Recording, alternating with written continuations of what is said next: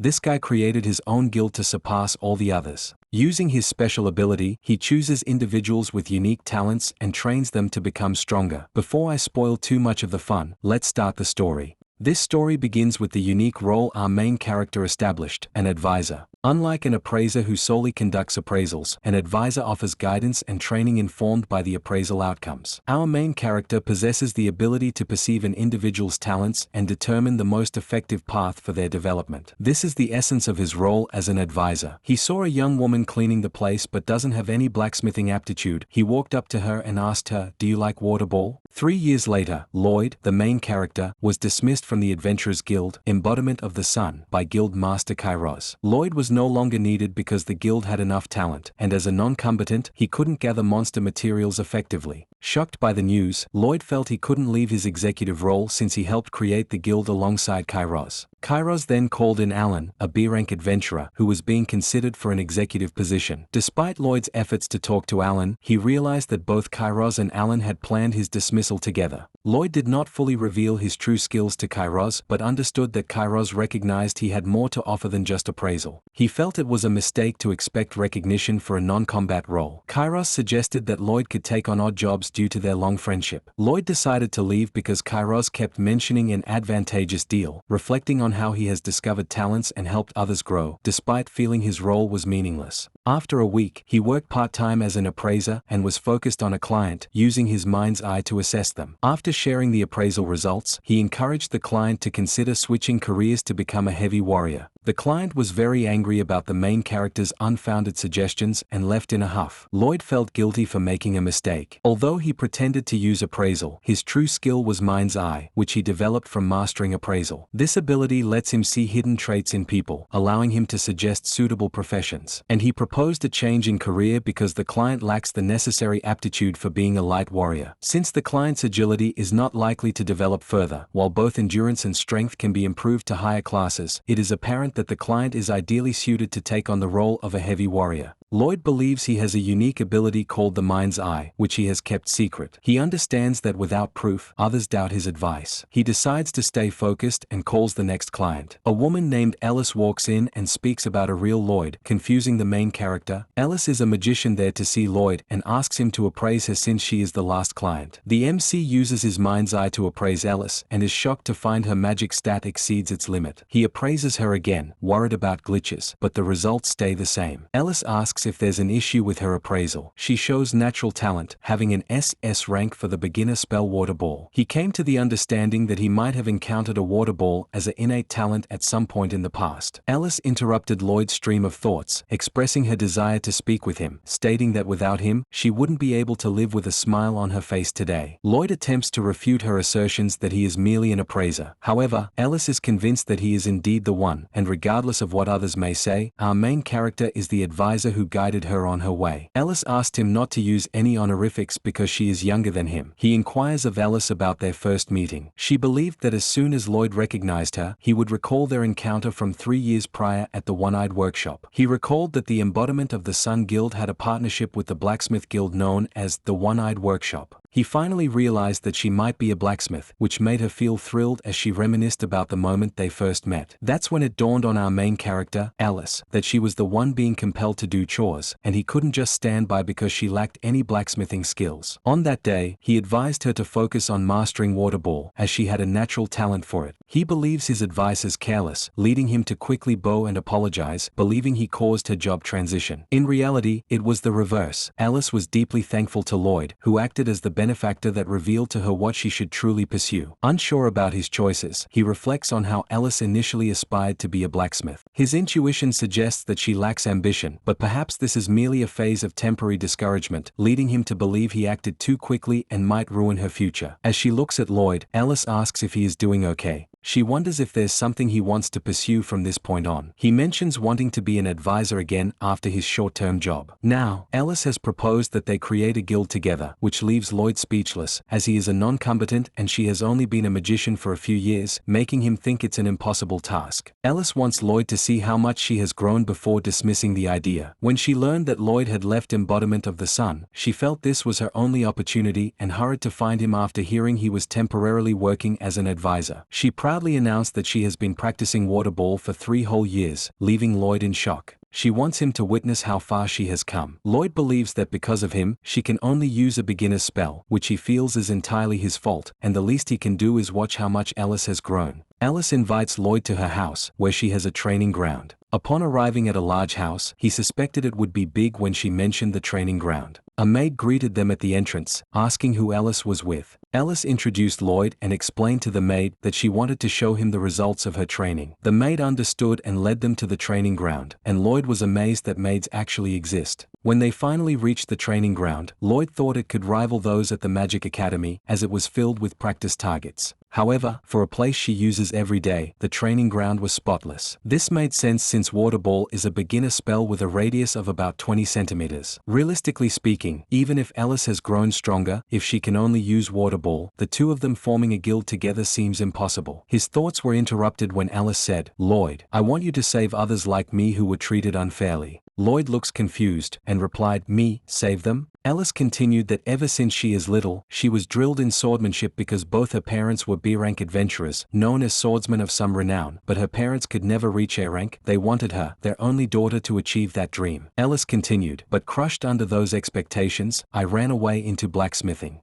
And in the end, I was only exploited as a menial worker. That was then you gave me advice, Lloyd, and that made realize that I truly loved magic. And when I was little, I first cast water ball and my parents praised me so much, I remember how happy I felt." She stated that Lloyd's words saved her as she pointed her wand upwards. Since then, she has focused solely on perfecting the water ball, which she loves the most. Water droplets danced around her wand, and she eagerly anticipated the moment she could showcase her results to Lloyd, shocking him with a massive water ball that appeared above her, and all of this without any incantation, making it even more astonishing. Ellis aimed her wand forward, waiting for that moment to arrive, as the water ball surged ahead, crashing into the wall and creating a large hole. Lloyd was in disbelief at what he witnessed and asked Ellis how much she had trained. She proudly replied that ever since he had given her advice, she practiced every spare moment she had, every day until sunset. Initially, she struggled to cast many, but now she could unleash about 200 shots daily, using potions. Lloyd was astonished by what he heard, 200 shots. If she had been firing off that 200 times a day, the training grounds should have been obliterated by now, but it's not. He finally inquired if Ellis had recently repaired the grounds, to which she confirmed, explaining that it usually lasted about a week. After rebuilding, she would fire off another 200 water ball shots because she really loves water ball. Lloyd finally understood that even with just one talent, mastering it could lead to such a level of skill. Back at the embodiment of the sun, he only scouted people who looked like they could become all-rounders, but he thought he was finding raw gemstones. But in reality, he was just picking up gems that were already polished. And as an advisor, he wants to discover true raw gemstones and raise them himself. He talks to Ellis. "Ellis, you said you wanted to save people who were treated unfairly, right? Then let's gather those kinds of people and build the strongest guild." Ellis and Lloyd began their journey to the Adventurers Association to start their own guild. Ellis was excited but knew they needed approval from the president, August, who would assess their potential as a guild. August has a special skill called appraisal and can easily reject their application if he sees no future for them. When they announced their intent to form a guild, a receptionist said they needed an A-rank adventurer or higher to proceed. Lloyd then revealed his S-rank adventurer card, surprising the receptionist who had underestimated them. She quickly went to get permission for them to meet the president. Despite his high rank, Lloyd felt a little disheartened about being a non-combat adventurer. Finally, the receptionist returned, stating that the president was waiting to meet them. They entered the president's office and greeted August, who noticed they only had 2 members, making Ellis uneasy. Suddenly, Lloyd enthusiastically greeted August, surprising him, as he realized Lloyd was the S-rank adventurer he had only heard about. Lloyd had mentored August, who was once his student. August appeared to be over 40, while Lloyd was only 20 and had trained August when he was 15. August wondered why Lloyd wanted to start a new guild instead of being part of the embodiment of the sun, since he didn't know about Lloyd's banishment. Angered, August decided to use his authority to dismantle the embodiment of the sun for expelling Lloyd. While Lloyd wanted to move on, he appreciated August's support as they planned to form a guild with Lloyd as the leader. August is unsure about forming a new guild because he knows Kairos would attack if he sees a threat to his power. Even with just 2 members, they would struggle to defend themselves, so August thinks starting a guild is too too dangerous. Despite August's doubts, Lloyd invites him to the training ground to watch Ellis perform the water ball spell. August feels that seeing a basic spell won't change his mind and suggests a more impressive spell instead. However, Lloyd insists that Ellis can only demonstrate the water ball spell, hoping it will convince August to support the guild. As they arrive at the training area, Lloyd asks August about the chant for the water ball, highlighting its importance for successful magic. August is confused, and while Lloyd supports Ellis, August doubts her magical abilities, thinking they don't require a golden medal doll meant for A-ranked performers. Suddenly, Ellis' water ball disappears, leading August to believe she is out of mana, only to find she had enchanted. Feeling overwhelmed, August is encouraged to stay positive. Looking up, he sees the golden doll marked as a target, and the water ball had created a hole in the wall due to Ellis's intense focus. Lloyd motivates Ellis to keep practicing. August realizes Ellis is an S-rank adventurer but wonders about the advice Lloyd gave her. It turns out Ellis's hard work and determination over 3 years have been crucial, with Lloyd guiding her potential. As August reflects on the moment he first met Lloyd, he recalls how he persistently pursued him to become his student. Lloyd recognized August's talent through his mind's eye and encouraged him to aim higher, suggesting he could even become the president of the Adventurers Association. At that time,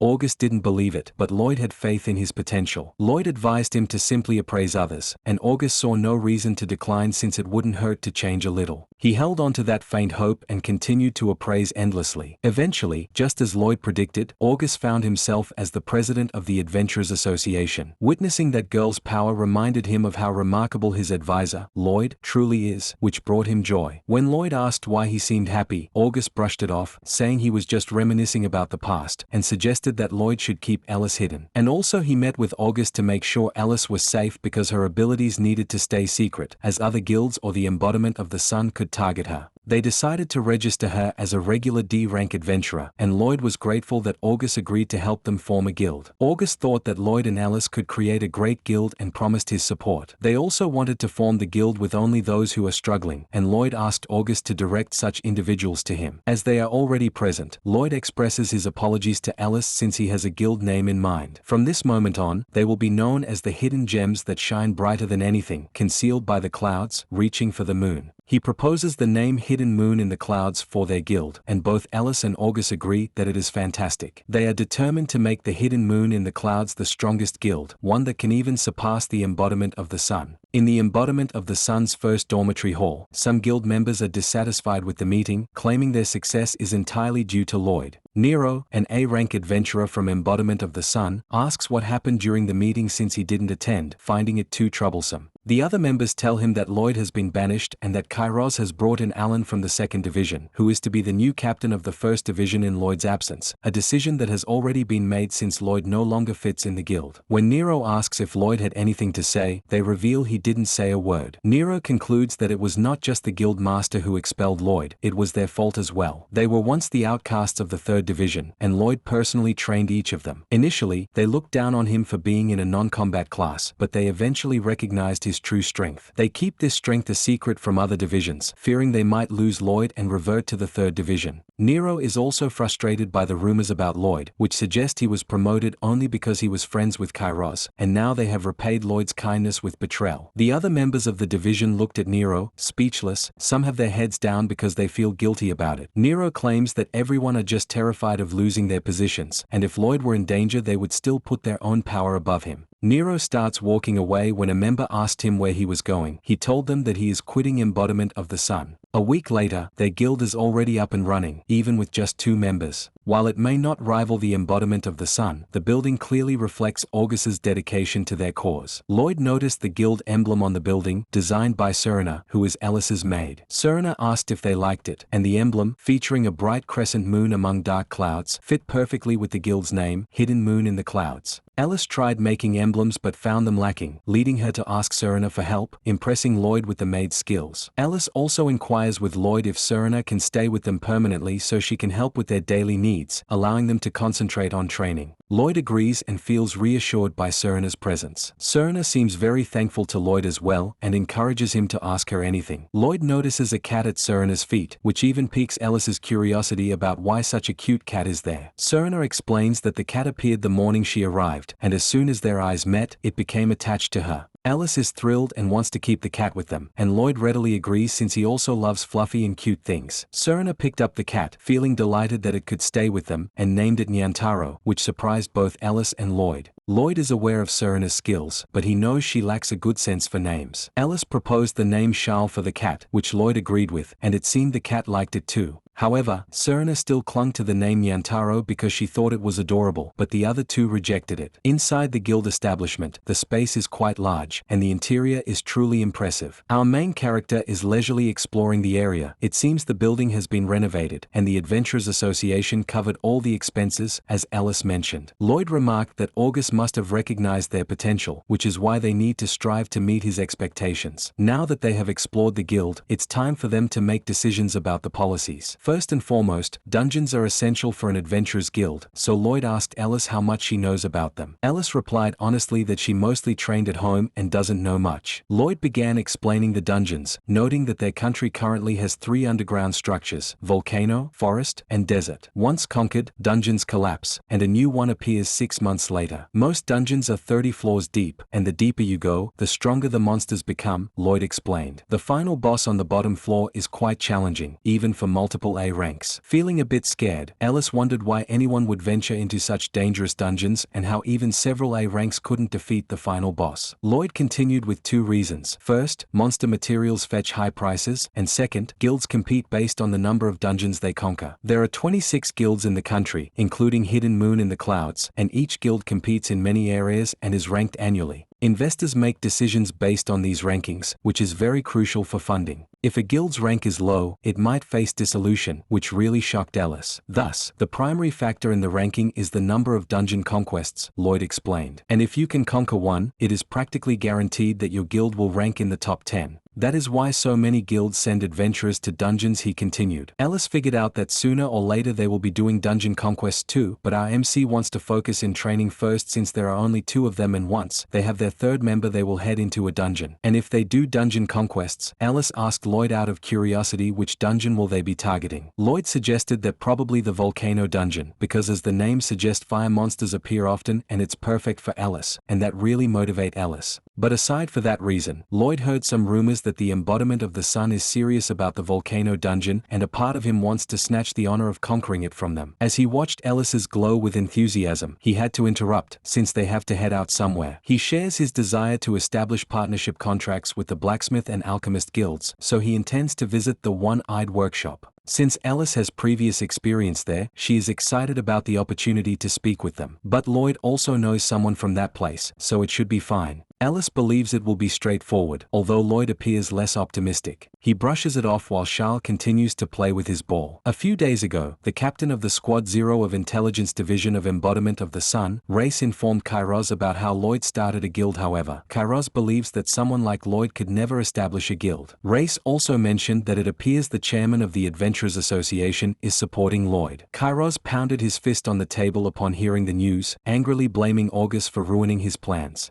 Reis tried to calm Kairos down because she thinks there's no need to worry much because right now Lloyd only has 1 D-rank adventurer besides himself, and they are short on manpower, and in a few months they'll either collapse or come begging for embodiment of THR Sun's support. However, Kairos is unable to relax. He is well aware that Lloyd is an excellent instructor, having observed how he lifted the spirits of the first squad. To hinder Lloyd's progress, he demoted him from his responsibilities. Now, August has interfered. Reis could see just how furious Kairos was. Kairos asserted that there is a possibility Lloyd's guild might compete with Embodiment of the Sun, and pesky flies need to be crushed early. Kairos instructed Reis to notify all blacksmith and alchemist guilds that have partnership contracts, stating that they would terminate these contracts if they engage with Hidden Moon in the Clouds. Presently, Abaddon, the guild master of the blacksmith guild One-Eyed Workshop, apologizes for his inability to finalize a deal with Lloyd's guild, which confuses Ellis. Lloyd was already aware that this was inevitable since Kairos acts quickly, and to be honest, he suspected this might occur, but ignoring a connection with Abaddon felt wrong. Abaddon clarifies that they have no choice because breaking the agreements with the Embodiment of the Sun would also bring trouble to their guild. Lloyd considers it unfortunate to force a blacksmith of Abaddon's caliber into a losing fight, and before he he turns away, Abaddon is puzzled by what Lloyd means by a losing fight. However, Lloyd questions him if he is siding with the embodiment of the sun. Lloyd gazes at him and asserts that they will crush and take the top spot from the embodiment of the sun. As they exited the one-eyed workshop, Lloyd felt that at this pace, even reaching out to other guilds would be pointless. Ellis inquired, "Do we really need partnership contracts?" Lloyd replied, "Yes, adventurer-related goods fluctuate in price, depending on season and environment, and having a stable supply requires partnership contracts." However, Lloyd actually had a trump card up his sleeve. He intended to create a new blacksmith and alchemist guild himself. Ellis, taken aback by this notion, exclaimed, "Well, does that mean you're gonna cheat on me?" which left Lloyd in shock. Ellis felt as if he was abandoning a child they had created together, which only made Lloyd more confused about what child she was referring to. Ellis calmed down and asked Lloyd what he meant. He explained that he meant to create new guilds and put them under the hidden moon in the clouds. Ellis was on the verge of tears as she believed it meant throwing away and cheating. Overwhelmed, Lloyd came to the realization that Ellis's mention of a child was actually about the guild that had caught him off guard because of the entirely different dimension of conversation. What they didn't realize is that someone is keeping an eye on them from the shadows. The person lurking in the shadows is Reis, captain of intelligence division in embodiment of the sun. She's wondering if do they really need to keep watch on those airheads, because it looks like they made a guild for fun, and Lloyd being S rank was only thanks to Lord Kairos' influence. Reis still decided to watch them, since hidden moon in the clouds doesn't have high-ranked adventurers. Infiltrating them should be easy for her. When she jumped through the wall, a man saw her. Reis got surprised. It was Nero. Nero shouted, "What's a rat from a trash guild doing here?" Still at the top of the wall, Reis is pondering the same question as Nero, curious about his presence. However, Nero disregarded her and leaped over the wall, nearly striking Reis with his legs. Reis managed to block the impact but ended up falling from the wall. Nero exclaimed, "Hey, I am the one asking right now," while Reis brandished her sword. Nero added, "Don't even think about trying to escape from here," as he jumped down from the wall. Reis attempted to clarify that she had been instructed by Kairos to gather information about Lloyd, not making eye contact with Nero.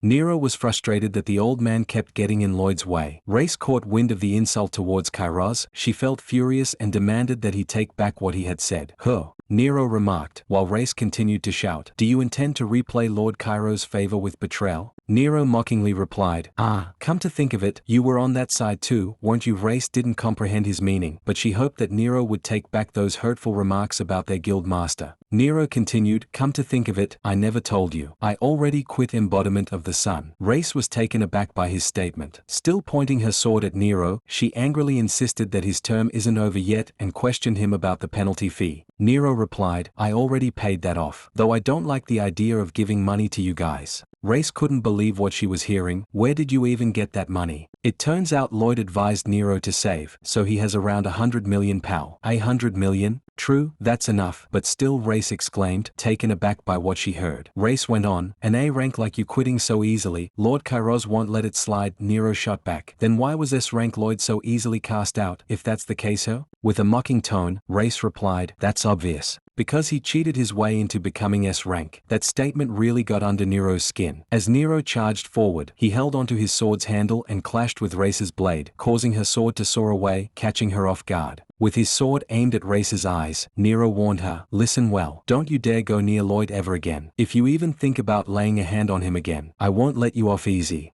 This annoyed her as Nero added, "If you understand then get lost." Finally, Reis departed, leaping through the trees. Nero places his sword back in its sheath, allowing him to finally pursue his true objective. After missing the opportunity to speak with Lloyd for one whole week, his strategy of happening to run into Lloyd alone is over now. He plans to muster his courage and knock on the door with all his might. As he encourages himself, he prepares to knock firmly. However, in reality, he only taps gently on the door. While in Lloyd's room, Ellis poses the question, "So Lloyd, is it true you're planning to establish not one, but two production guilds?" Meanwhile, Lloyd thinks to himself that it's fine that Ellis wants to talk in room where the soundproof barrier is, but even though there's nothing shady going on, he can't help but feel nervous. However, he promptly halted his thoughts when he heard Ellis calling out to him once more, inquiring if it was true that two new guilds were being created. Lloyd answered, "Yes, that is my plan. It's fairly simple to apply for founding a blacksmiths and alchemists guild." Delighted by what she heard, Ellis responded, "I see. With Lloyd finding talented people, it might actually be easier than I thought."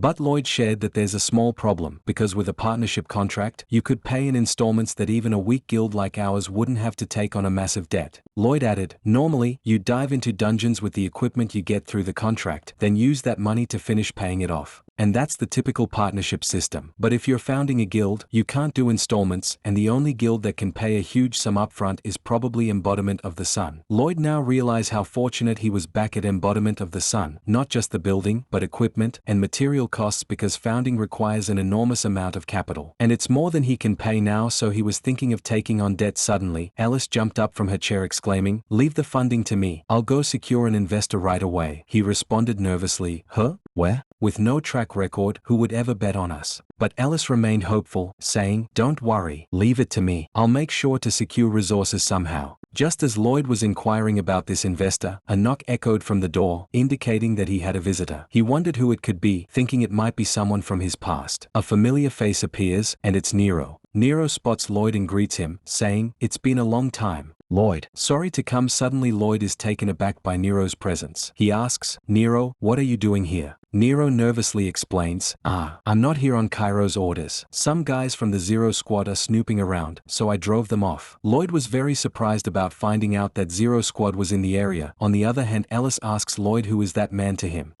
Yes, he's Nero, an adventurer from Embodiment of the Sun. Just as Nero is about to greet her, Ellis shouts furiously, "Leave right now. Don't you dare show your face before Lloyd after betraying him." Lloyd always tries to act cheerful in front of us, but sometimes he makes such a truly pained expression. "Do you know how much Lloyd suffered because of you?" Lloyd tries to soothe Ellis, but she persists. "Even if Lloyd says so, I won't forgive you. You hurt him." As Nero approached them, Lloyd glanced at him anxiously, attempting to clarify Ellis's behavior. But out of the blue, Nero bent down, apologizing, which took both Ellis and Lloyd by surprise. Still with his head bowed, Nero explained, "If I had defended Lloyd back then, maybe he wouldn't have been expelled. I know, no matter how much I'm cursed at, I can't complain." Meanwhile, Ellis kept pressing him about why he had come to their guild. Nero expressed his desire to work with Lloyd. Still puzzled, Lloyd replied, "Work under me? But you're still with Embodiment of the Sun, aren't you?" Lloyd is aware that Nero is an A-rank adventurer, and it is hard to believe Kairos would let him go, so he decided to use Mind Eye on Nero to verify, and indeed, Nero is unaffiliated. Surprised by this discovery, he asked Nero what happened with Embodiment of the Sun. Nero proudly declared, "I quit that trash guild. I covered the penalty with my savings." Lloyd responded, "Savings? How much do you even have?" Nero replied that he had about £1 million. Lloyd can't believe it. It seemed like Nero barely spent anything and just saved it all. Nero expressed his gratitude to Lloyd for the advice on saving money, which helped him pay the penalty. Lloyd only mentioned it casually. Besides, who would ever say saving money isn't important? He knows Nero's always been like this, obeying the words of the strong. He is absolutely so obedient it's almost too much, and while it might be his only flaw, but luckily for him Nero counts Lloyd among the strong too. Nero bowed down before Lloyd, earnestly saying, "Lloyd, I want to grow stronger under you. Please. I became this strong thanks to you. I want to repay that debt. I want to be use of you." Lloyd wants to test Nero. He responded, "Nero, this guild will become stronger than Embodiment of the Sun. A guild that can overturn the world. For such a guild, I can't have members whose motivation is just depending on others. What do you want from joining this guild, Nero?" Nero took his time to respond, recalling the day Lloyd offered him some advice about his talent, a talent that could make him far stronger. Whether that talent is realized or wasted, that's for him to decide. Nero, clenching his fist, expresses his desire to become stronger, but Lloyd reminds him that he is already at a rank, and that already strong enough. Still, Nero stands firm. He responds, "But there are dozens of A ranks in this country, and even S ranks above them, more abroad as well. If I hadn't met you that day, I wouldn't even have known my potential and I would have died nameless. Because of you, Lloyd, I became this strong and I learned there's always a further beyond, and that is why I want to reach that further beyond." Lloyd points out that Nero's stats are already near their maximum limits, and that there is nothing more. Yet, Nero refuses to give in, believing that with Lloyd's advice, he can break through those limits, and he wants to challenge them. Lloyd finally bursts into laughter, unable to hold it in any longer. He exclaimed, "That's the Nero I know. Very well." He then turned to Ellis, saying, "Ellis, I want to welcome Nero into the guild." "Is that all right?" Ellis replied, "Yes. If that's your decision, I'll respect it. I also agreed when you called Embodiment of the Sun a trash guild. Lloyd officially welcomes Nero to the guild, and to seal the deal, Nero and Lloyd shake hands, with Nero expressing his gratitude to Lloyd as well. And that said, it's true that Nero's stats are already at their limits. His diverse fighting style mixing multiple skills is already complete, but if he still wants to further, then there's only one path left. Lloyd speaks to Nero, saying, Nero, starting today, I want you to focus on mastering a single thing. But there's one obstacle, I want you to seal all your skills. Nero is eager to follow Lloyd's instructions, but he is taken aback by this request. Lloyd goes on, and instead, I want you to master your innate talent, Magic Breaker. And once you can wield it, Nero, you'll be a warrior capable of standing against S ranks. With the power of guidance, you can surpass your limits. Nero has the potential to fight evenly with S-class. Hidden within him is the Magic Breaker, but in order to use it, he has to seal away all his other skills. Lloyd clarified. Yet, Nero struggles to comprehend the necessity of sealing his skills. Lloyd went on to explain, in Alice's case, when her overwhelming innate ability awakened, the recoil made her other skills unusable. This only adds to the confusion for both Alice and Nero. To help clear things up, the other day, Alice tried to practice swinging a sword since she has the skill swordsmanship knowledge, and if Alice can use a sword too, her tactical options will broaden, but it seems like Alice is not improving. Lloyd asked Alice, you used to learn swordsmanship, right? Alice replied that after she began practicing only the water ball, her sword skills somehow disappeared. And most likely her innate ability is too powerful to coexist with other skills. In other words, as he seals away all other skills, her innate ability will naturally grow stronger. Lloyd elaborated. Nero finally understands. Lloyd feels weird saying this when he is the one who suggested it. Nero climbed to a rank at the youngest age by mastering multiple skills. If he trains to seal away those skills, Nero's ability might temporarily fall to B rank or even C rank. That means throwing away the 2 years I spent training under Lloyd's advice and building myself up, right? Lloyd understands how challenging this is, so he advises Nero that he doesn't have to force himself. Lloyd, in that case, I can become stronger, right? Nero asks, feeling a surge of motivation. Lloyd confidently reassures him that without a doubt that Nero will become stronger, and that Nero will gain power like a miracle, one no one else in the world has ever succeeded with. Nero has finally agreed and stated, he'll do it. He will throw away all his other skills if he have to. Lloyd reminded him that Nero might even lose his A rank qualification. Nero don't really care if he does as long as he can be stronger under Lloyd, and he'll be satisfied.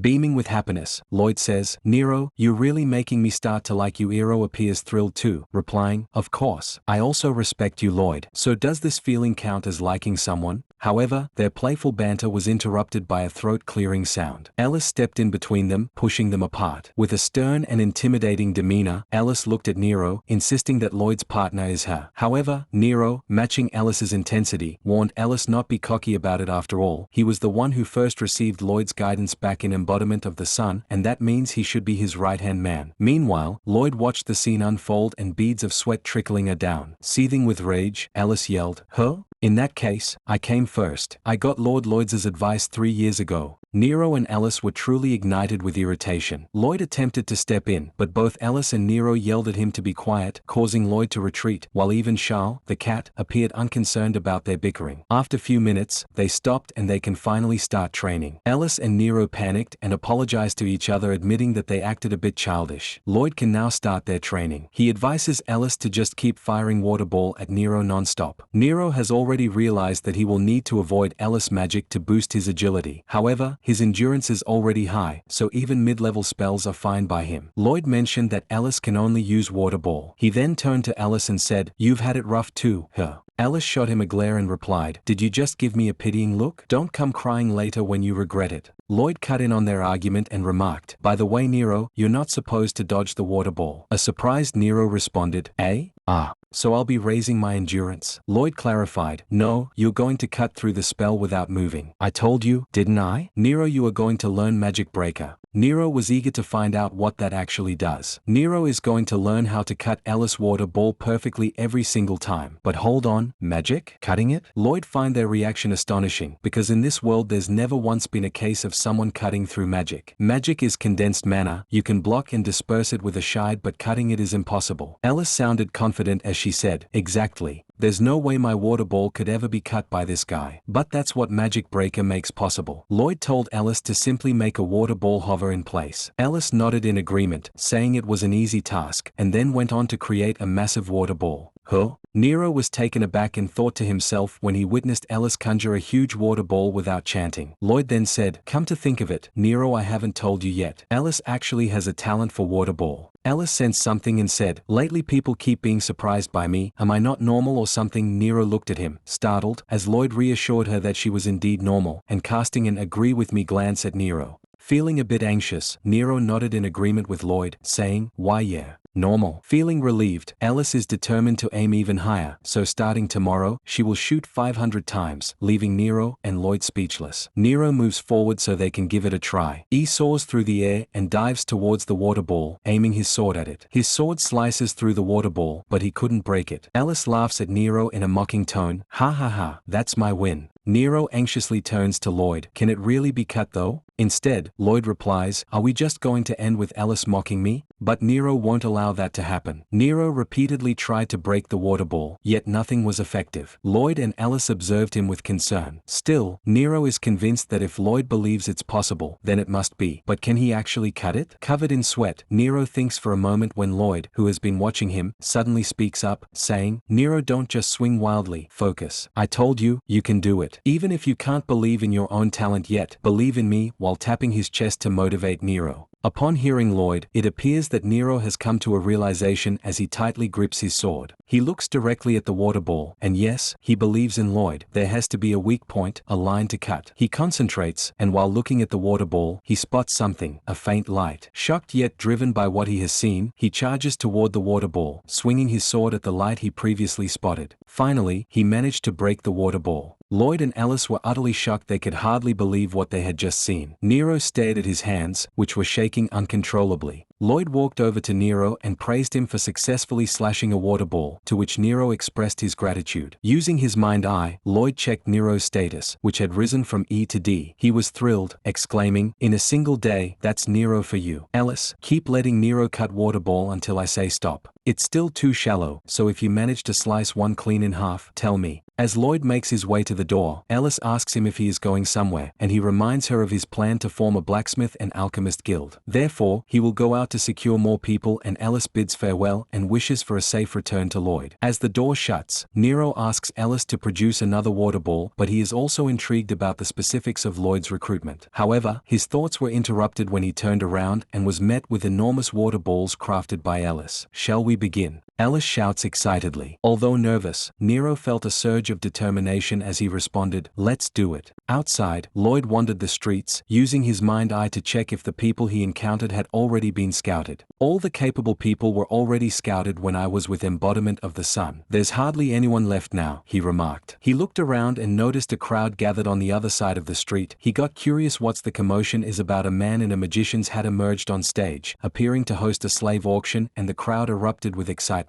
Lloyd thought that this can an option if he is looking for a talent. In this country, slave trading is legally permitted, and from time to time, auctions are even held in the streets. The slaves were called on stage, and he activates his mind eye to see the slave stats. There are plenty of people who hate slave trading, of course, and probably every time it's held the organizers get flooded with complaints. Some individuals in the crowd feel sick, even though they attend to witness the slave trading, and they just went home. And yet, the state continues to permit it. No, the state was forced to permit it. This is in order to reduce the mortality rate. This country has a slum district. There are thousands of people with no home, no job, fighting hunger every single day. The government does provide aid, like food rations, but unless the root cause of poverty is resolved, it's just dragging out the problem. And the option chosen was to allow them to survive as slaves. The 17th on the list was called to the stage. A female beastkin, 23 years of age, strong in combat that make her the highlight product of the auction. Lloyd looks intrigued by her. He can see her status thanks to his mind eye, and he sees that her combat stats are extremely, which means she will undoubtedly sell for a very high price. And he knows there's no way he could afford her. The auctioneer called out to the other bidders, "No higher bids than this." Then sold for 1.2 million. Lloyd felt completely drained by the experience and thought he should stop looking at slave auctions and try somewhere else. Then, the final slave was announced, a dark elf girl. The auctioneer stated that she hadn't been sold yet, and the bidding would start at a low price of 10,000 bal. The crowd was stunned. A dark elf is considered a lower version of elves. However, Lloyd was taken aback by what he saw through his mind's eye. The crowd continued to hurl insults at the dark elf, labeling her as a symbol of calamity, and that they don't even want to breathe the same air as her. They referred to her as filthy, which filled Lloyd with a surge of anger. The dark elf appeared deeply saddened, and the auctioneer nervously declared, "Since no one will bid, then that concludes today's auction," when suddenly, a hand shot up from the crowd. With enthusiasm, Lloyd shouted, "I'll buy her. Please let me purchase her." He was determined to get the dark elf. On the street, the dark elf sat on a bench. Lloyd crouched down to her eye level and introduced himself, saying, "My name is Lloyd. Don't worry, I won't harm you." The elf, however, stayed silent. Lloyd continued, "Elna, do you have a family?" This startled her, and as she clutched her clothes, she responded, "I don't have a family, and how do you know that?" While looking at Lloyd, it appeared she was referring to her name. Lloyd explained that he had the skill appraisal. Elna didn't understand what that meant, so Lloyd elaborated that appraisal is a skill that lets him see someone's abilities and talents. Elna exclaimed, questioning why he would want to buy someone like her, who has no talent. Lloyd looks at her surprised. On the brink of tears, Elna tells Lloyd that she is just a useless junk. Lloyd feels pity for such a young girl to label herself as a junk. Elna appears to be holding back tears when Lloyd says to her, "Elna, will talk later. For now, you should rest a little." Elna wants to protest, but when Lloyd hugs her, it feels unfamiliar yet comforting. She tells Lloyd, "I'm dirty, and if you touch me, you'll be cursed." Holding Elna close, Lloyd says, "Cursed? That's nothing but superstition. Come on, rest now." Eventually, Elna felt a wave of relief and relaxation as she closed her eyes, enjoying the warmth from Lloyd. At last, Elna has fallen asleep. Lloyd feels that for a 10-year-old girl, the life of a slave is unbearably harsh. And without a family, he can't imagine how much suffering she's endured. If she wants independence, he is ready to help her, but if she is willing to work for him, because Elna has the talent to become a first-class alchemist one day. With a determined look in his eyes, Lloyd knows that the matter about Nero should be spreading by now, and it won't be long before other guilds set their eyes on us and make a move. If Nero and Ellis grow in time, it'll be fine. On another note, a man with 2 horns was laughing so hard, and that's Nike from Oni clan, the guild master of Oni's Fang. He declares that an opportunity has come at last. A guild member calls out, "Nike-sama." All members have been assembled. He approaches them and proclaims, "Listen up. We've always been a bottom-ranked guild, but finally, we've got a chance to rise to the top." A-class Nero has left embodiment of the sun and apparently joined the new guild, Hidden Moon of Spirits. To Nike, Nero is a genius who became A-class at the youngest age, and with this strength, Oni's Fang can climb even higher. Now, under Nike's leadership, Oni's Fang is set to challenge Hidden Moon of Spirits to a guild war and steal Nero for themselves. Unbeknownst to them, Lloyd had a plan ready, sporting a mischievous smile as he declares, "It's about time now for the next step."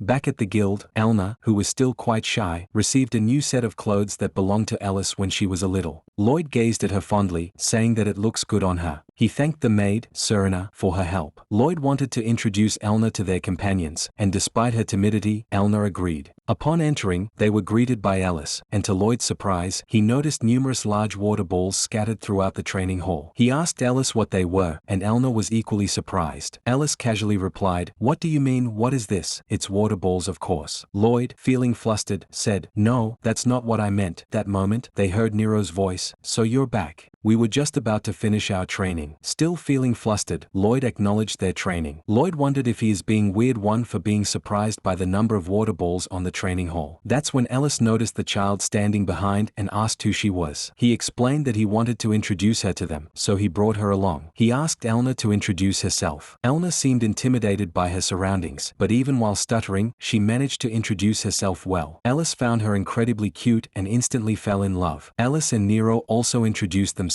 Lloyd, feeling a bit panicked, explained, "I've taken Elna in, knowing she's a dark elf. What about you two? That is, what do you think of dark elves?" Elna appeared slightly uncomfortable while discussing the topic. Nevertheless, Nero responded, If you mean those silly rumors about being symbols of disaster, I don't care. If she's someone Lloyd believes in, she's welcome." Ellis also added, "I don't know much about dark elves, but of course, I feel the same." Lloyd felt a sense of relief and thanked them for their understanding. Ellis then curiously inquired, "So then Lord Lloyd? You said you took her in, but from where?" Lloyd answered, From a slave auction." Ellis felt extremely enraged. "A slave auction? Why would such a small child be there? She attempts to leave, claiming that she will file a complaint with the organizers. However, Lloyd speaks up that there are many, like Ellis, who detest slave trading. Ellis thinks it's natural to be mad about it, but as he said, sometimes it's the only way for slum people to get employment. Ellis got confused. He elaborated that if the slaves are lucky enough to find a good buyer, they can live a decent life, and some even volunteer to become slaves from the slums. And it's common that people can't get work just for being from the slums, and many children who can't stay in their hometowns for one reason or another end up sold, just like Elna. And having the status of a slave is one way to prevent interference from others. It's one of the few ways they can survive in this country. He looked both frustrated and sad as he continued, as long as you're alive, it's enough. As long as you're alive, you can make something of it. Nero was at a loss for words, and even Ellis was confused by Lloyd's statement. He suddenly realized the weight of his words and panicked when Ellis called out to him, "No, nothing. Anyway, I'm glad you two welcomed her." Elna spoke up, feeling unfamiliar with the kindness she was receiving. "Why are you being kind to someone like me? I have no value, someone like me." Lloyd remembered how Elna described herself as useless. He attempted to comfort her. "Elna, I know dark elves are treated terribly in elven villages, but why go this far?" Even Ellis was shocked to learn that dark elves were treated so poorly. Lloyd further clarified that dark elves are called inferior versions of elves. Their dark skin is said to come from committing a great sin in ancient times. So, while elves are pure, dark elves became seen as symbols of disasters. Nero is also listening, and Ellis asked why it ended up like that. He continued that elves are skilled at alchemy, but dark elves have higher physical abilities. They are known as a combat-specialized race. And to answer Ellis as to why they are treated like that was probably because of this symbol of disaster label. Because in the past, they were equal, but eventually elves stripped dark elves of their rights and used them as weapons. Ellis finds it terrible. Yet, that is all Lloyd knows. Lloyd turns to Elna and says, "I want to know why you left the elven village and ended up sold at the slave auction, and I want to know your past." Elna responded without making eye contact, "Hearing it won't be fun.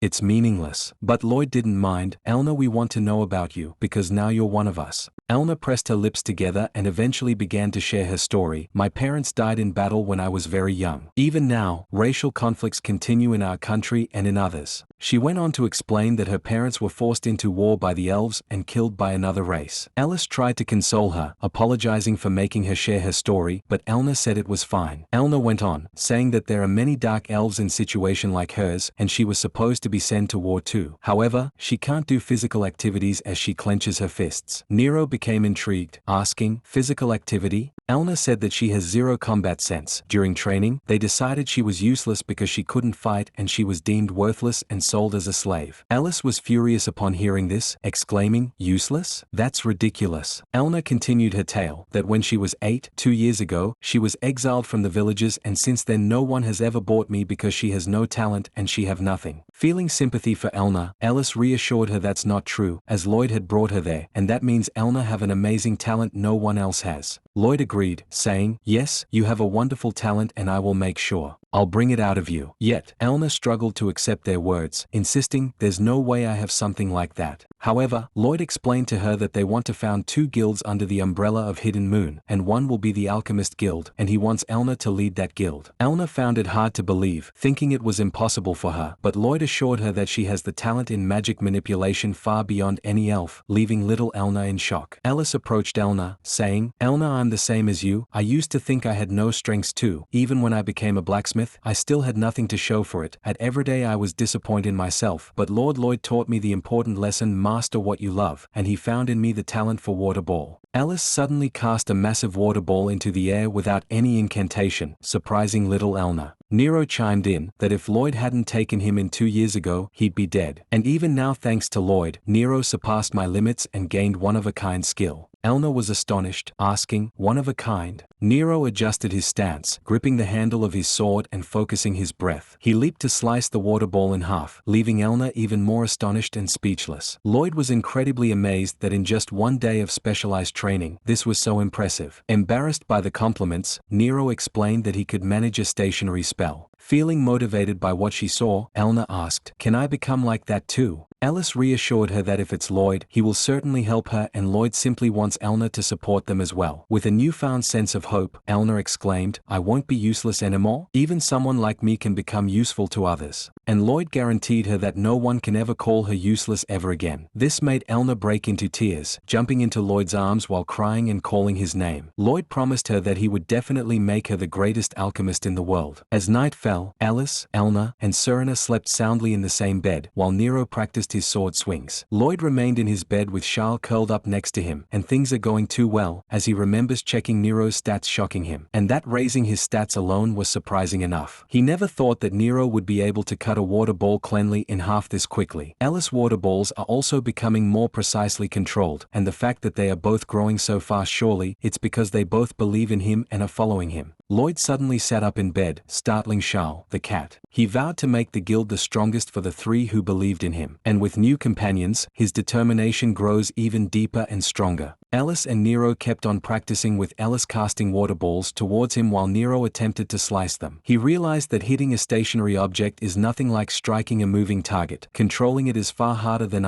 as he wiped the sweat from his face. Ellis was feeling the same way. She can't get the feel for it at all. She recalled the day when Lloyd instructed her to train until she can precisely control both speed and direction, but Ellis don't know what kind of training would help that, and Lloyd had been contemplating it as well. So, Lloyd suggested that Ellis can try launching a water ball at Nero, just fast enough that it won't injure him, as Nero complained about being her training dummy. But Ellis reminded Nero that he had made a promise to Lloyd, so they have to give their best. Before they continued, though Nero wanted to take a break since he could see Ellis wobbling all over, but she refused. He admitted that he was wobbling too. Ellis playfully mocks Nero, saying, "Well, if Nero's wobbling then I suppose it's fine." Nero then asks her, "By the way, where did Lloyd go?" Ellis mentioned that Chairman August said he'd found someone fit for management position and asked Lloyd to come, so Lloyd took Elna and went to the Adventurers Guild. Meanwhile, as Lloyd strolled alongside Elna, she felt it was fun and was currently very happy. Lloyd was happy to hear this, but he also felt a bit guilty since Elna was at an age when she should be playing, and he had her working instead. Yet, with determination in her eyes, Elna replied, "It's fine. Those who do not work don't deserve to eat." Lloyd was taken aback by Elna's words, asking, "Where did you learn a phrase like that?" Proudly, Elna responded. Nero said it. Lloyd smiled at Elna, but internally he was prepared to reprimand Nero. "Nero, huh? Sound like Nero's due for a good lecture." Lloyd smiled at Elna, but internally he was prepared to reprimand Nero. Upon reaching the Adventurers Guild, August greeted them and asked if Elna was the alchemist prodigy Lloyd had mentioned, stating that she was a charming young girl, which Lloyd confirmed. Elna felt somewhat panicked at the sight of a new face. Lloyd explained to August that Elna possesses the potential to rise to the very top of this nation, that even in terms of charm, she's second to none. August thinks Lloyd was completely smitten with Elna, and he also used his appraisal skills on her, confirming that her magical and intellectual aptitude seem remarkably high. But does the child truly possess such extraordinary talent? Lloyd proudly taps August on the shoulder, feeling confident that Elna will soon shine, something even August cannot deny. He remembered their true purpose for visiting the guild and asked August about the candidate he had mentioned for the management position. August called for Nick to come in. A tall figure walked in, saying, "Hey there, Nick reporting in." "Dark elf, huh?" "Doesn't matter what some brat mutters from the shadows. I'm not fazed. Oh, and just so you know, I don't really do hierarchy. If you're hiring me, I'd expect some flexibility on that front." Elna interrupted, "You're insufferable." It was evident that Elna didn't like Nick, and she suggested to Lloyd that they should drop this guy when he suddenly called August. Lloyd was thrilled as he checked Nick's stats with his skill, because Nick is exactly the kind of talent he's been searching for, leaving Elna puzzled. August looked pleased as well, feeling good about Nick too. Lloyd understood Nick well and wanted to appoint him not only as the guild's operations manager but also to welcome him as a blacksmith. Nick was completely taken aback, exclaiming, "What?" Lloyd explained that he could see through Nick's attitude, which seemed to be an attempt to be disliked. Lloyd asked if it was because Nick didn't want to be stuck in an administrative role and if he was hoping the offer would fall through. Nick tried to deny it, acting as if he didn't understand what Lloyd was saying. Lloyd asked, "You want to be a blacksmith, don't you? But your talent for management surfaced first. Am I right?" Nick was confused about how Lloyd could possibly know that. Lloyd clarified that he also had appraisal skills, just like August. He suspects that Nick was testing his judgment by intentionally being insubordinate. Nick felt a wave of embarrassment. Lloyd knows that Nick is not someone who can can be confined to a desk. He has a potential to become one of the finest craftsmen in the land. And Lloyd wants Nick to serve as the head of the newly established Blacksmiths Guild. And as for Elna, who was standing beside him, he plans to make her lead the Alchemists Guild. However, Nick expresses his discontent. Nick is furious. He can't believe that Lloyd is appointing a child as a guild master and asking, but Lloyd is serious and insists that he recognizes Nick's talent both as a manager and a blacksmith. Nick feels irritated, arguing that Lloyd knows nothing about him. And people have said that he is only good at management and that he sacrificed everything he wanted to do just to get this far. Nick is in disbelief that he could possibly have any talent at all. Suddenly, a flashback hit him. He was in conversation with a blacksmith. The blacksmith told him, "It's difficult to say, but you're not a good fit for that. Above all, please appropriately oversee the progress. That's your specialty, isn't it?" Now, Nick is at a loss and said, "That's right. I acted this way on purpose. I wanted you all to say I wasn't fit for management. And now, you want me to become a guild master? None of this makes sense." Feeling lost, grabbing his hair, Lloyd finally asked, "Nick, what is it you truly want?" Nick stayed quiet for a few seconds, recalling the moments he watched blacksmiths at work. Finally, he said, "I want to be a blacksmith," feeling a bit bashful. Lloyd felt a wave of optimism and asked Nick if he would consider working for him, and that he will help Nick reach the full extent of his potential. August also joined in, supporting Lloyd. "Nick, I ask this of you as well. Lord Lloyd has helped me more than I can say. He's the real deal." This surprised Nick even more, as August was also encouraging him to give Lloyd a chance. Feeling pressured by Lloyd and August, Nick finally agreed to work under Lloyd. Lloyd is glowing with happiness as he thanks Nick, but Nick warns him that if he betray his trust, he will be out without hesitation. Lloyd agreed and vowed to do everything he can to live up to Nick's expectations. However, Nick still doesn't fully trust him. August suddenly approached Lloyd, asking if they can speak privately, as he has another matter to discuss with him, and he leads Lloyd to his office. Nick watched as Lloyd went off with August, feeling doubtful that even Lloyd says that it might probably be the same as always. That Lloyd will claim that he'll entrust Nick the Forge but end up dumping all the management work on him again, because that's how it's always been, and this time will be no different. Nick dreamed of becoming a blacksmith, but his skills haven't grown at all, not one bit. And he thinks that if he can't make it here, maybe he is just not cut out for this, leading him to doubt himself. August handed Lloyd a sealed letter, and Lloyd quickly realized what it was, and he figured it was about time. August acknowledged that Nero's joining Hidden Moon in the clouds is drawing attention, both good and bad, and this time he suspects there's bound to some turbulence. Back at their guild, Lloyd introduced everyone, and now that their ranks have grown, they will begin the first meeting. However, he was interrupted by Nero, who was glaring at Nick and asks, "Hey, hold on, what's with that attitude?" Nick responded lazily, resting his chin on his hands,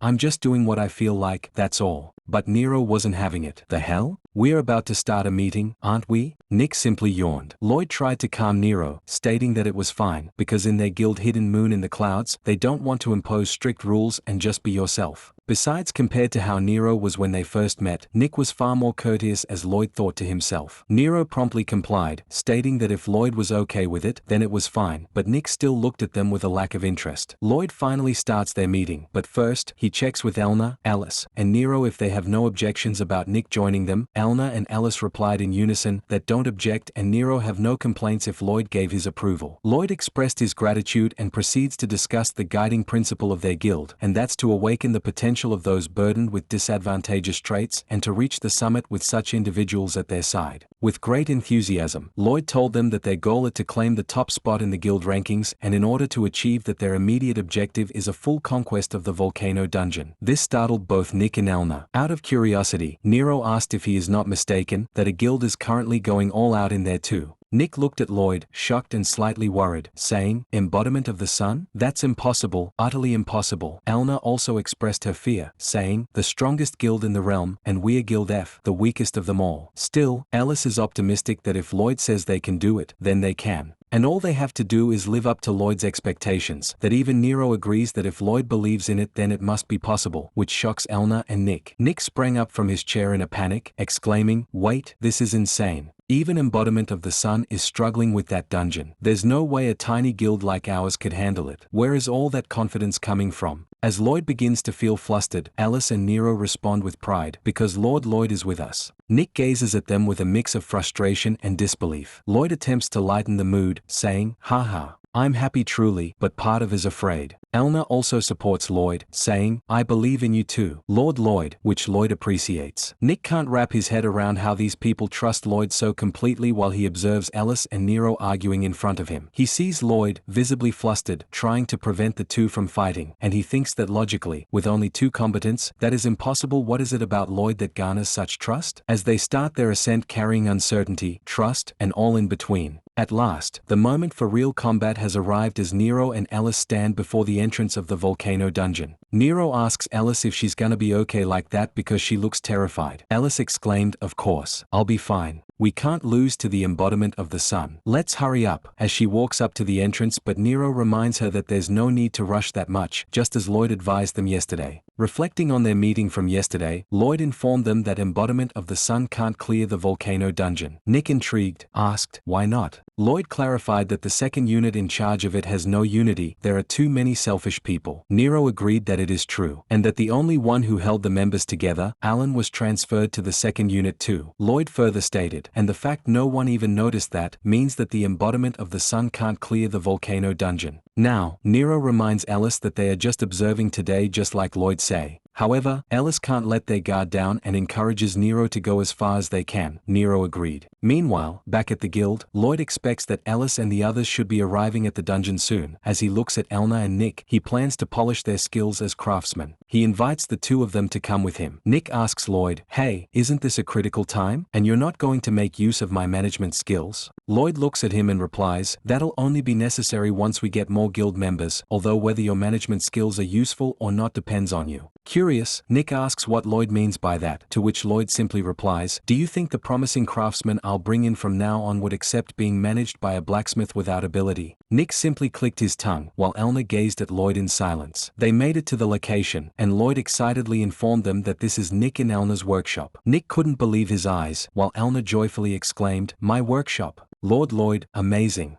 Lloyd felt pleased to know that she liked it, but Nick was still in shock, asking, no, seriously, where the hell do you get this kind of money? Lloyd told him that it seems like there's a system where they invest in promising guilds, and he had requested this together with the guild house construction before. Behind Lloyd's straight face, he was thinking about how he was planning to go into debt that time to build it, but August pulled strings in many places and saved them once again. He can only be grateful to him. Elna was still glowing with excitement, and Nick was also having a hard time believing what was happening. Lloyd suggested they take a look at Elna's alchemist guild first. As they stepped inside, they found the room filled with alchemy tools, and Elna noticed how spacious it was, with tsukimi grass and red lizard tears present. Lloyd noticed that Elna knows a lot about alchemy. Elna revealed that she liked plants, minerals, and things from nature. She used to spend a lot of time with nature in the elven forest. That is why she once thought about wanting to do alchemy, but as a dark elf, she was always told fighting was all that mattered, and no matter how interested, she thought it would never come true. As she expressed her thoughts, her fist tightened, and Lloyd, paying attention to her, felt a sense of sympathy for her. Yet, that doesn't hold Elna back. She felt inspired and full of energy, determined to work hard to meet Lloyd's expectations. Lloyd looks at her and said, yeah, and Elna's stats are high for alchemy, and above all, the talent of magic manipulation is extraordinary when it comes to alchemy. So, in order to raise that magic manipulation level, Elna will, as Elna listens closely, he continues, will play with clay. Elna and Nick look at Lloyd, stunned and in disbelief. Nick is very surprised, exclaiming, HUH. Even Elna tries to confirm if that's it. Lloyd explains that she'll understand once she gives it a try. Lloyd and Nick walked up to the door to leave, saying, we'll be going to Nick's workshop, so just try it however you like, Elna. She replied with an uncertain okay. She looked at the clay in front of her and started to play with it, immediately sensing that the clay was not ordinary. She gripped the clay and tried to knead it, but found something odd about it. Elna realized that Lloyd hadn't mentioned anything about this. She continued to knead the clay and determined to figure it out on her own. Meanwhile, in the other workshop, Lloyd handed Nick a box filled with scrap irons, and telling him not to worry about the material cost and do whatever he wanted. Nick looked at it, feeling a bit anxious and unsure about what he was even supposed to do. Lloyd stood behind Nick, confident that this will be the shortcut to developing the talent Nick desires. Lloyd decides to leave. I'll leave it to you then. I'll be back by evening. Nick asked Lloyd where is he going, and Lloyd replied, to greet the seniors, I suppose, and for the survival of this guild, while holding the letter August had given him. Upon arriving at a massive building, the location mentioned in the letter, he realized it was his first time there. a guard suddenly shouted, "Hey, you there, this place is off limits to unauthorized persons." "If you don't have business," Lloyd interrupted him, saying he actually had business there as he showed the letter to the guard. The guard's attitude shifted, and he quickly apologized. "My apologies. You must be Lord Lloyd. Please come in."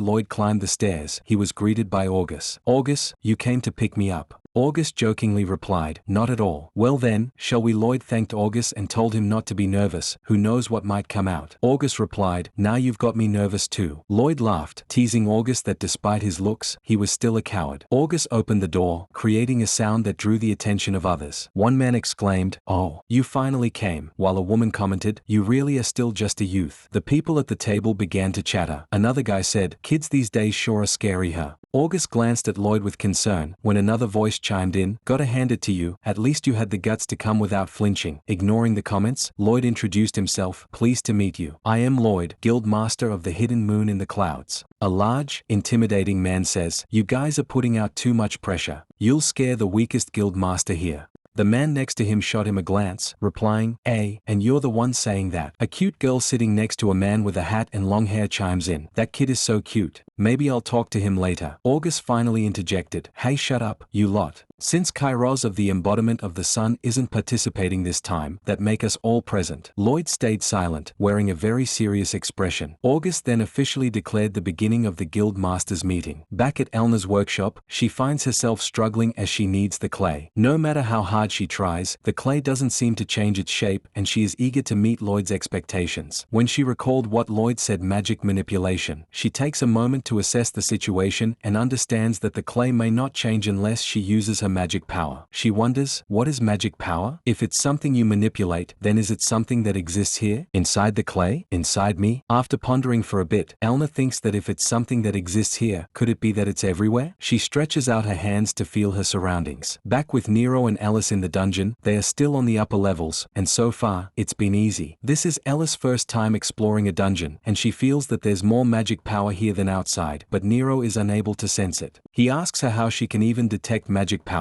and she responds, feeling, but Nero was taken aback by her response. Nero feels like it'd be easier if they could see it, but Ellis knows that is impossible, because there are only a handful of people in this world who can actually see magic power. As Elna extends her hand, she notices magic power swirling around her. This brings her immense joy, and the magic appears beautiful and fluffy. Meanwhile, Nick has successfully changed into his work clothes. He still thinks that can, but he still questions whether playing with clay and fiddling with metal can truly change anything. He feels envious of Nero and Ellis, who possess incredible talents and are currently training in the dungeon, while he is stuck doing this. He remembers the times when people told him not to handle metal, insisting he wasn't meant to be a blacksmith, which makes him doubt himself. However, Lloyd believes in him. He decides to just try what he was told. He starts fiddling with the metals on the box. He thinks that the other metals are harder than others, and the other one feels kind of similar to the earlier one. He also got curious if they are from the same ore, and he begins to assemble the metals, which is no easy task. He has finally completed his work and thinks he might have overdone it a bit. He had so much fun that he used it all up without thinking, and he was able to finish the assignment given to him. Still, he questions whether this kind of experience can genuinely assist him in becoming a blacksmith. He pushed those thoughts aside, slammed his work table, and remains determined to try everything he can. Now that he is finally needed as a blacksmith, he believes that even if he lacks natural talent, he can compensate with effort. He looks at the metals he has assembled and thinks about what he should try next. Everyone else said that Lloyd discovered their talent, but not for him, since he was only recommended by the president of the Adventurers Association, and Lloyd didn't choose him. He feels sad and unmotivated, wondering if he truly belongs there. Returning to Lloyd's meeting, today's agenda has 2 items. August speaks about the Heroes Round Table and the new guild Hidden Moon in the Clouds. The Heroes Round Table is a word-scale tournament, and once a year, the strongest guilds of each nation participate. It is an event meant to measure national strength in place of war. August went on, first, regarding the Heroes Round Table, when he was interrupted by a man saying, "It'll be the embodiment of the sun in first place again this year, right?"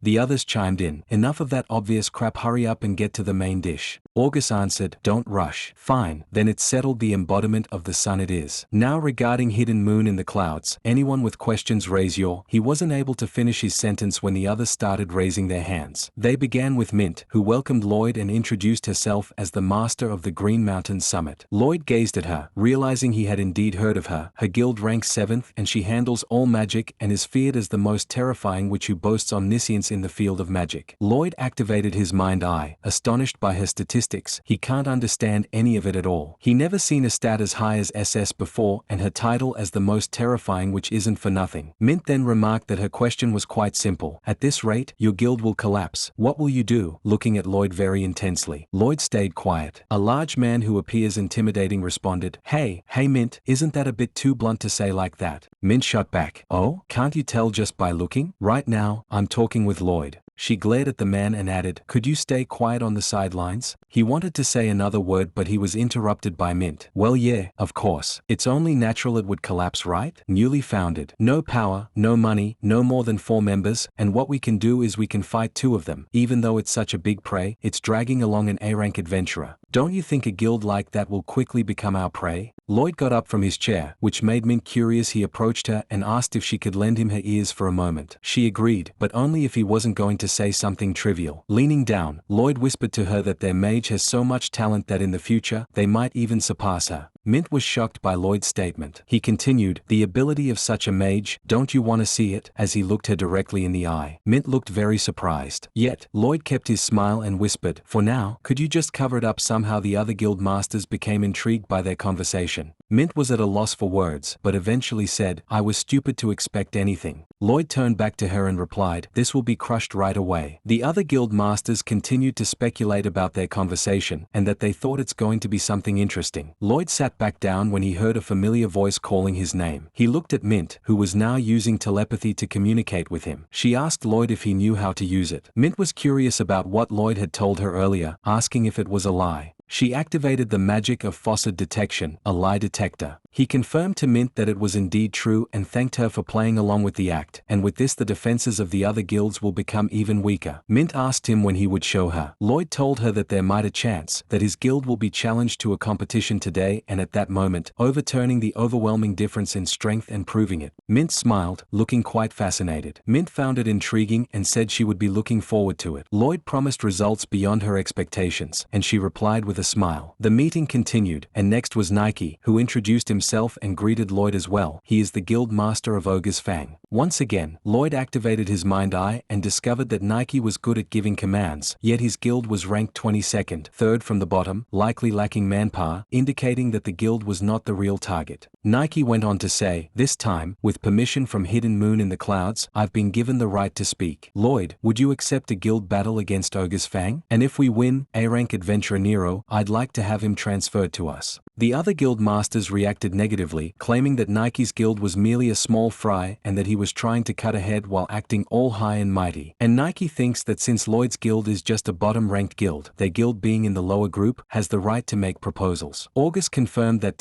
the rule is that they can't propose a guild war to any guild outside their own group, and guild masters from outside the lower groups should keep quiet. And that makes the other guild masters felt defeated. Lloyd confidently asked Nike, What are the detailed rules of the guild war? Nike responded that it would be a siege battle. Lloyd gladly accepts the challenge. That makes the other guild masters dumbfounded since it is a numbers game. Nike even asks Lloyd if it is okay, but Lloyd told him that he'd be dumb enough to accept such a losing fight. The other guild masters were in shock, and Mint was even more intrigued. Lloyd then asked Nike if 2 weeks from that day would be suitable, and Nike, still in shock, agreed to the proposed timeline. August also looked at Lloyd with concern, but Lloyd smiles and he plans to make them regret targeting Nero. Back at the guild, Lloyd noticed that Nero was already there, and asked him where Alice was. Nero explained that when they were leaving the dungeon, Alice said that she had something to do and told him to go on ahead. Just then, Alice returned and greeted Lloyd. He noticed she looked quite happy and asked where she had been. She cheerfully replied that she would tell him later, which made both Lloyd and Nero curious. Lloyd noticed as well that Elna and Nick are not there. Serena replied that neither of the two has returned yet. Lloyd needs to tell them something, so he needs to go out the two. Although Nero and Alice offered to join him, he declined their company, which left them feeling irritated by the rejection. Upon reaching Elna's workshop, Lloyd was taken aback by what he found inside. Elna welcomed him warmly, but he was still preoccupied with the unusual magic power density he sensed. Elna then revealed that she had successfully used magic manipulation. Surprised, Lloyd asked her about the clay, because that clay isn't supposed to change shape unless magic manipulation reaches Class D. As he examined the clay, he was astonished to see that Elna had transformed it into a figure resembling him. Checking her stats, he discovered that she had already reached Class C. Feeling a bit uneasy, Elna asked if she played around too much. Lloyd reassured her, saying that this was the Elna he knew, and even though he hadn't given her any advice, but she truly have gone beyond his expectations. Elna felt great hearing compliment from Lloyd. Lloyd deliberately didn't teach her about magic power, because he thought it would be better if she grew familiar with it by instinct. He expected that it will take much more time, and he never imagined she'd master it in just one day. The workshop door swung open, revealing Nick. He figured that Elna really has grown. Lloyd commented, "Ah, this is beyond what I expected." Nick looked troubled, leading Lloyd to ask if something was wrong or if he was feeling unwell. Nick responded, "No, it's not like that, but Lloyd, I'm thinking of quitting this guild." Elna was taken aback, asking, "Nick, you're leaving?" Lloyd then questioned, "What's wrong? It's only been a day since training started." Nick clenched his fists and said, "Just one day was enough to make me realize. At first, I underestimated this as just some rotting bottom-ranked guild, but in truth, it wasn't bottom-ranked at all. It's just that those who should be at the top happen to be at the bottom." He continued with dark look in his feeling defeated, "I'm just an ordinary guy. I'm not someone who should be together with people like that. People like Elna and the others have real talent and were scouted by you, but I wasn't." Lloyd then asked him about the medals he had been working on, asking if he could see them first. They went to Nick's workshop, where he showed Lloyd the medal. He was trying to create a new medal by gathering the strengths of scrap iron. He tried all sort of things, but it didn't go so well. Lloyd used his appraisal skill on the medal, and smiled, asking Elna if she understood just how amazing that medal is. Elna replied, "Yeah, the weight's a little heavy, but the other stats are amazing." This made Nick wonder what she was referring to. Lloyd explained that Elna doesn't possess the appraisal skill, but she has the talent of an alchemist who can identify objects, and he said that an ordinary person could never alter a metal into another type of metal. Nick still couldn't wrap his head around it, but Lloyd told him that he is not just an ordinary person anymore because he acquired a unique skill called recycle, which left Nick astonished. Nick couldn't believe it, and Lloyd proudly told him that it is a skill that only Nick can use, making it a part of his individuality. Lloyd tried to comfort Nick, saying that while it was true he was recommended by someone else, but he spoke to Nick because he personally saw potential in him, and if he hadn't, he would have turned even if it was a recommendation from August, and the place where his talent can truly grow is nowhere but there, and with Lloyd he can make Nick the very best blacksmith in that country. Nick was at a loss for words. Lloyd asked him again if he truly wants to leave the guild, but Nick, with tears in his eyes, pleaded and knelt before Lloyd, asking to stay in the guild, which surprised Lloyd since he should have been the one asking Nick for help. Elna also cheered for Nick and for them to do their best together. Nick was feeling motivated, and he certainly doesn't plan to lose to Elna either, and that's the spirit he has. Lloyd appeared relieved and invited both Elna and Nick, as Ellis and Nero were waiting for them.